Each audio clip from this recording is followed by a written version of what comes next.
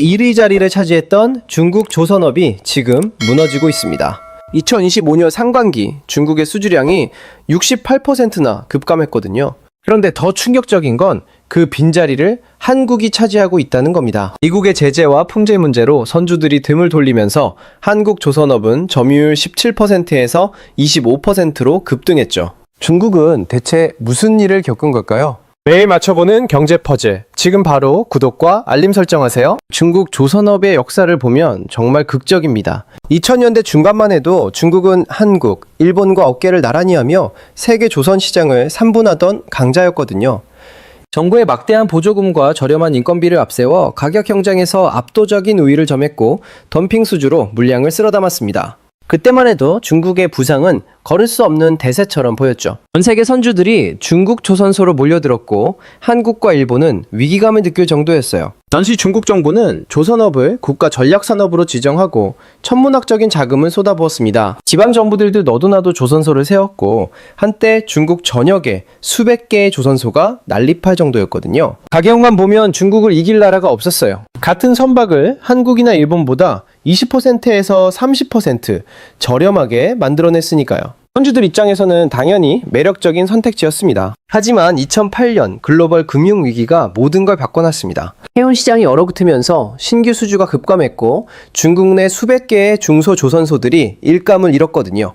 그리고 그때부터 문제가 하나씩 드러나기 시작했습니다. 낮은 가격으로 따낸 계약들이 오히려 독이 됐어요. 품질 문제가 터지고 납기는 계속 지연됐죠. 선박 한 척을 만드는데 보통 2년에서 3년이 걸리는데 중국 조선소들은 평균 6개월 이상 납기를 지키지 못했습니다. 선주들의 신뢰는 바닥으로 떨어졌습니다. 특히 고부가가치 선박인 LNG선 같은 분야에서 중국은 한국, 일본과 기술 격차를 좁히지 못했거든요. 설계 통합 능력도 부족했고 사고 위험과 운영 리스크에 대한 우려가 커지면서 선주들은 다시 한국과 일본으로 발길을 돌렸습니다. LNG선은 영하 162도의 극저온 액화 천연가스를 운반하는 초정밀 선박이거든요. 조그만 설계 오류나 용접 불량도 대형 사고로 이어질 수 있어서 선주들은 가격보다 안전성과 기술력을 우선시할 수밖에 없었어요. 그 결과 중국 조선소의 약 70%에서 75%가 한 해 동안 선박을 단 한 척도 수주하지 못하는 상황이 벌어졌어요. 수익감이 없으니 운영을 할 수가 없었죠. 직원들 월급도 제때 주지 못하는 조선소들이 속출했고 공장 문을 닫는 곳들이 하나둘 생겨나기 시작했습니다. 특히 민간 중소조선소들의 타격이 심각했어요. 정부 지원을 받는 국영 대형 조선소들은 그나마 버텼지만 민간 조선소들은 속수무책이었거든요. 대규모 구조조정이 시작됐습니다. 수많은 조선소가 도산했고 살아남은 곳들은 대형 국유그룹으로 흡수됐죠. 규모가 작은 민간 조선소들은 대거 정리됐고 CSSC 같은 국가주도의 거대 조선그룹 중심으로 산업이 재편됐습니다. 중국 정부는 이 과정에서 양보다 질로 전환하겠다는 정책 기조를 강화했어요. 더 이상 조선소 숫자를 늘리는 게 아니라 핵심 기업들의 기술력을 높이는 데 집중하기로 한 겁니다. CSSC와 CSIC 같은 두 거대 국영 조선 그룹은 합병까지 추진하며 덩치를 키웠습니다. 목표는 연간 영업이익 1천억 위안, 우리 돈으로 약 18조 원을 달성하는 거였어요. 저가 벌크선 중심에서 벗어나 고부가가치 선박으로 포트폴리오를 전환하려는 야심찬 계획이었죠. 하지만 이 과정이 순탄하지만은 않았습니다. 거대 조직의 비효율성, 관료주의, 그리고 여전히 부족한 기술력이 발목을 잡았거든요. 그런데 여기서 흥미로운 반전이 일어납니다. 최근 몇 년간 수주량 기준으로 보면 중국이 다시 세계 1위를 차지하고 있거든요. 특히 벌크선과 컨테이너선 같은 중저가 선박 분야에서는 압도적인 점유율을 보이고 있습니다. 친환경 선박과 가스 추진선 분야에서도 중국 조선소들이 빠르게 기술을 쌓으며 전 세계 수주의 상당 부분을 가져가고 있죠. 2023년과 2024년에는 수주량 기준으로 중국이 전 세계 시장의 60%가 넘는 점유율을 기록하기도 했습니다. 이게 가능했던 이유는 뭘까요? 중국은 구조조정을 거치면서 살아남은 대형 조선소들이 규모의 경제를 확보했고 여전히 한국이나 일본보다 저렴한 가격 경쟁력을 유지하고 있었거든요. 게다가 코로나19 팬데믹 이후 해운 수요가 폭발적으로 증가하면서 벌크선과 컨테이너선 수요가 급증했어요. 중국은 이 분야에서 가격과 납기 면에서 여전히 경쟁력이 있었고 선주들도 고부가 선박이 아닌 이상 가격을 우선시했습니다. 그렇다면 몰락이라는 표현은 정확한 걸까요? 사실 중국 조선업은 완전히 무너진 게 아니라 한 차례 큰 구조조정과 신뢰 추락을 겪은 뒤 다시 재편되고 있는 중입니다.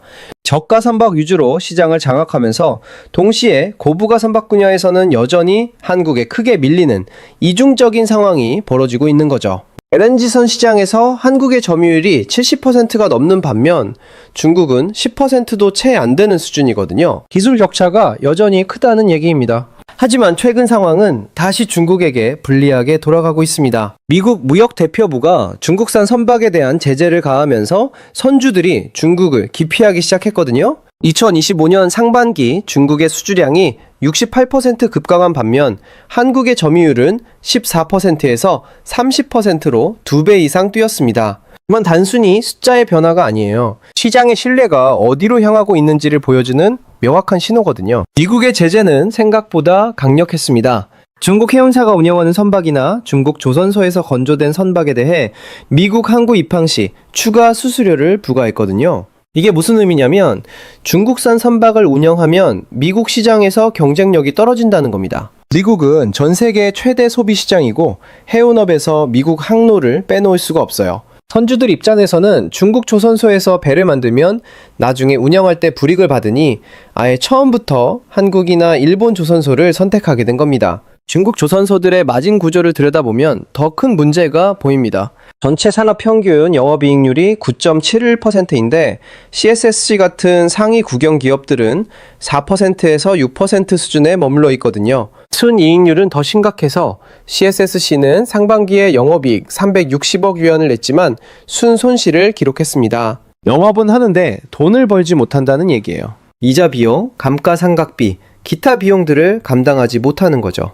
반면 뉴타임즈 조선 같은 민영 기업은 총이익 마진 34.5%를 달성하며 대조를 이뤘죠. 같은 중국 조선소인데 국영과 민영의 수익성이 이렇게 차이가 나는 게 흥미롭습니다. 왜 이런 차이가 나는 걸까요? 국영 조선소들은 대규모 연구개발 투자와 고정비 부담에 시달리고 있습니다. 게다가 정책적으로 저가 수주를 우선시하다 보니 마진이 계속 압박받고 있거든요. 국가주도의 합병과 재편 과정에서 자재 비용이 상승했고 인력과 운영의 비효율도 지속되고 있어요. 수익성보다는 시장 점유율 확대를 우선시하는 구조가 문제인 겁니다. 중국 정부는 세계 1위 조선강국이라는 타이틀을 유지하는 게 중요하다고 판단했고 국영 조선소들에게 수주량을 늘리라고 압박했거든요. 그러다 보니 채산성이 맞지 않는 계약도 따내게 되고 결국 마진이 악화되는 악순환이 반복됐습니다. 반대로 민영 조선소들은 철강비 절감과 가격 인상, 효율적인 공급망 관리로 마진을 극대화하고 있습니다. 소규모로 전문화된 전략을 통해 불필요한 비용을 최소화하고 시장 수요에 빠르게 대응하면서 고마진 중저가 선박에 집중하고 있죠. 유연한 운영이 가능하다는 게 민영사의 가장 큰 강점입니다. 국영 조선소처럼 정부의 눈치를 볼 필요가 없으니 수익성이 나쁜 계약은 과감하게 포기하고 좋은 계약만 선택할 수 있거든요. 민영 조선소들은 또한 공급망 관리에서도 뛰어난 능력을 보였습니다. 철강, 엔진, 각종 부품을 조달할 때 국영사들보다 훨씬 효율적으로 움직였거든요. 국영사들은 지정된 업체들과만 거래해야 하는 경우가 많은데 민영사들은 전 세계에서 가장 좋은 조건을 제시하는 업체를 자유롭게 선택할 수 있었어요. 이게 마진 차이로 이어진 겁니다. 한국 조선업은 이 상황에서 어마어마한 반사 이익을 누리고 있습니다. 미국의 대중 제재와 중국 조선소의 품질 및 납기 문제가 겹치면서 선주들이 대거 한국으로 발길을 돌렸거든요. 2025년 상반기 한국의 수주 점유율이 17%에서 25%로 급반등했고 중국과의 격차를 51%에서 27%로 좁혔습니다. 불과 6개월 만에 벌어진 일이에요. 한국 조선업계 입장에서는 예상치 못한 특수를 맞은 셈이죠. 특히 컨테이너선 수요가 중국에서 한국으로 대거 이동했어요. 상반기 국내 수주량의 53%를 컨테이너선이 차지했을 정도죠. 미국 무역대표부가 중국 해운사와 선박에 입항 수수료를 부과하면서 선주들이 중국을 기피하게 됐고 그 빈자리를 한국이 차지한 겁니다. 컨테이너선은 전통적으로 중국이 강세였던 분야인데 이게 한국으로 넘어온 게 큰 의미가 있어요. 한국 조선소들이 중저가 선박 시장에서도 경쟁력이 있다는 걸 증명한 거거든요. 게다가 한미 조선 협력 프로젝트인 MASGA를 통해 미국 시장에 진출할 기회도 생겼어요. 수리, 유지보수, 심지어 군함 건조까지 노릴 수 있게 된 거죠. 미국은 자국의 조선 산업이 거의 붕괴된 상태라 외국 파트너가 절실히 필요했습니다. 그동안 미국은 안보 문제 때문에 조선업에서 외국 기업과의 협력을 극도로 꺼려왔거든요. 하지만 중국의 부상을 견제하려면 한국 같은 우방국과 손잡는 게 불가피하다고 판단한 겁니다. 한국 조선사들은 미국 시장 진출을 위해 발빠르게 움직이고 있습니다. HD현대중공업은 이미 미국 내 생산시설 구축을 검토 중이고 삼성중공업과 하나오션도 미국 파트너사들과 협력 방안을 논의하고 있거든요. 특히 미 해군 함정 수리와 유지 보수 사업은 규모가 엄청나요. 연간 수조 원 규모의 시장이 열리는 거니까요. 여기에 새로운 군함 건조 프로젝트까지 따낸다면 한국 조선업의 미래는 더욱 밝아질 겁니다. 환율도 한국 조선업의 호재로 작용하고 있습니다. 원화 대비 달러 환율이 1,400원대로 유지하면서 수주 수익이 극대화되고 있거든요. 조선업은 수출 산업이라 환율의 영향을 크게 받습니다. 선박 가격은 달러로 받는데 원화 가치가 낮으면 같은 달러를 받아도 원화로 환산했을 때 금액이 커지거든요. 예를 들어 1억 달러짜리 선박을 수주했다면 환율이 1,200원일 때는 1,200억 원이지만 1,400원일 때는 1,400억 원이 되는 거죠. 200억 원 차이가 나는 겁니다. 수주 잔고도 20% 수준을 유지하며 2026년까지 실적 가시성을 확보했고 LNG선과 암모니아 운반선 같은 고부가가치 선박 중심으로 중국의 추격을 견제하고 있습니다. 수주 잔고라는 건 이미 계약은 맺었지만 아직 인도하지 않은 선박의 누적 금액을 말하는데 이게 많다는 건 앞으로 몇 년간 일감이 보장되어 있다는 의미예요. 한국 조선사들의 수주 잔고가 전 세계 시장의 20%를 차지한다는 건 향후 2년에서 3년간 안정적인 매출과 이익을 기대할 수 있다는 뜻입니다. 중국에서 이탈한 구체적인 고객사 목록은 공개되지 않았지만 미국과 유럽의 주요 선주들이 중국 조선소 수주를 취소하고 HD현대중공업과 삼성중공업으로 재수주한 사례가 다수 보고됐습니다. 벌크선과 컨테이너선 분야에서 중국 의존도가 높았던 선주들이 LNG선으로 이동하고 있는 거죠. 특히 유럽의 대형 해운사들이 발빠르게 움직였어요. 북유럽의 한 대형 컨테이너 선사는 중국에 발주했던 10척의 계약을 취소하고 한국조선소와 새로 계약을 맺었다는 소식이 들렸거든요. 이탈의 가장 큰 이유는 3가지입니다. 미국 제재로 인한 시장 진입 차단, 중국 조선소의 높은 하자 발생률과 평균 6개월 이상의 납기 지연, 그리고 중국 내 인건비와 자재비 급등으로 인한 가격 경쟁력 약화죠. 첫 번째 이유인 미국 제재는 이미 설명했으니 두 번째와 세 번째를 좀 더 자세히 봐야 합니다. 중국 조선소들의 품질 문제는 여전히 해결되지 않고 있어요. 특히 용접 불량이 자주 발생하는데 선박에서 용접은 정말 중요합니다. 바닷물의 압력과 파도의 충격을 견뎌야 하는데 용접이 제대로 안 되면 균열이 생기거든요. 실제로 중국에서 건조된 한 벌크선은 인도 후 1년도 안 돼서 선체에 균열이 발견돼 대규모 수리를 해야 했던 사례가 있습니다.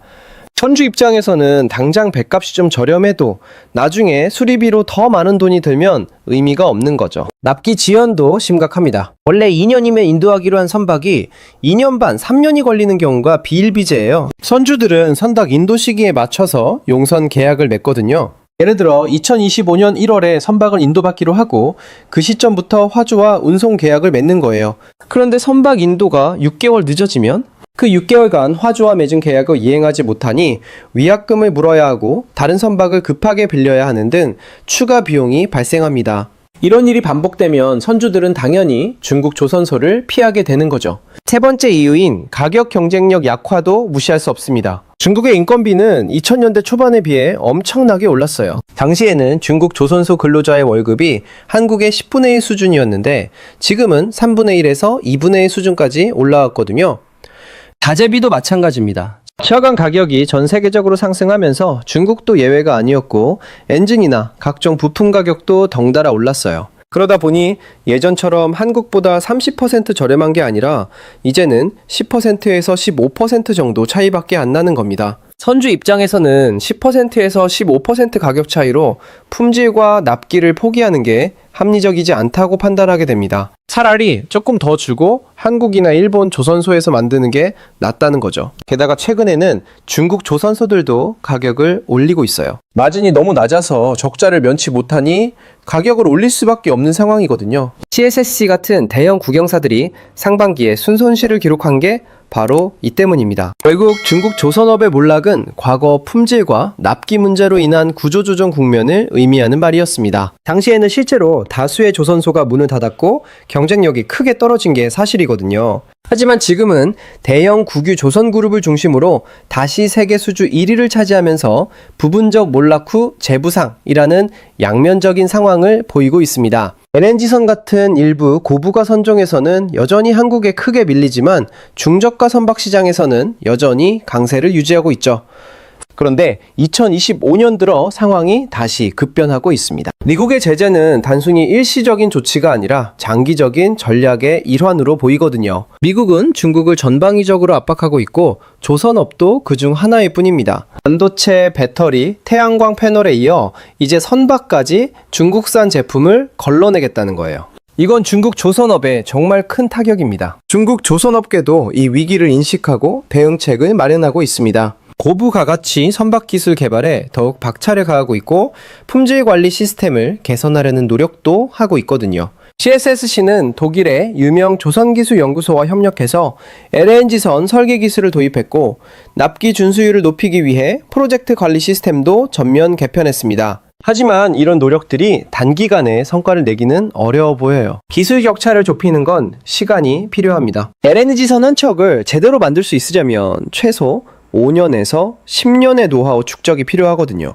한국의 HD 현대중공업이나 삼성중공업이 LNG선 분야에서 압도적인 기술력을 가진 건 수십 년간 쌓아온 경험 덕분이에요. 중국이 아무리 돈을 쏟아붓는다 해도 이 경험을 단기간에 따라잡기는 불가능합니다. 더구나 선주들의 신뢰를 다시 얻는 것도 만만치 않은 과제입니다. 한번 신뢰를 잃으면 회복하는 데 오랜 시간이 걸거든요. 중국 조선소들이 아무리 품질을 개선했다고 해도 선주들은 쉽게 믿지 않을 겁니다. 실제로 몇 년간 문제없이 선박을 인도하고 그 선박들이 바다에서 안정적으로 운항되는 걸 증명해야만 비로소 신뢰가 쌓이는 거죠.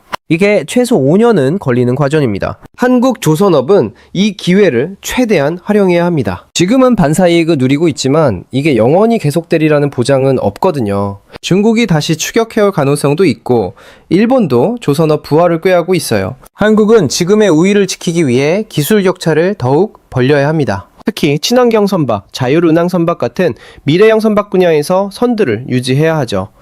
정부도 조선업 지원에 적극적으로 나서고 있습니다. 연구개발 지원금을 늘리고 조선소 근로자들의 처우 개선을 위한 정책도 추진 중이에요. 젊은 인력이 조선업에 들어오도록 유인책을 마련하고 있거든요. 2D Vector Illustration, Character Profile, a white minimalist figure in a brown trench coat. The character is holding a welcome sign toward a group of enthusiastic young people wearing high-tech VR headsets and engineering tools. 조선업은 힘들고 위험한 일이라는 이미지 때문에 젊은이들이 기피하는 경향이 있는데 이걸 개선하지 않으면 장기적으로 인력난에 시달릴 수 있습니다. 그러나 최근에 미국 제재와 품질 우려는 중국 조선업에 다시 한번 큰 타격을 주고 있습니다. 2025년 중국의 수주량 35% 감소와 한국의 점유율 20% 회복은 시장의 흐름이 어디로 향하고 있는지를 명확히 보여주고 있거든요. 숫자가 모든 걸 말해줍니다. 선주들의 선택이 한국으로 향하고 있고 이 추세는 당분간 계속될 것으로 보입니다. 중국이 다시 한번 신뢰를 회복할 수 있을지 아니면 이번에는 정말로 몰락의 길을 걷게 될지 앞으로의 행보가 주목됩니다. 조선업은 국가 경제에서 차지하는 비중이 크고 고용 창출 효과도 엄청나거든요. 중국 정부가 이 산업을 그냥 내버려 두지는 않을 겁니다. 엄청난 자금을 투입해서라도 기술력을 끌어올리고 신뢰를 회복하려 할 거예요. 하지만 그게 성공할지는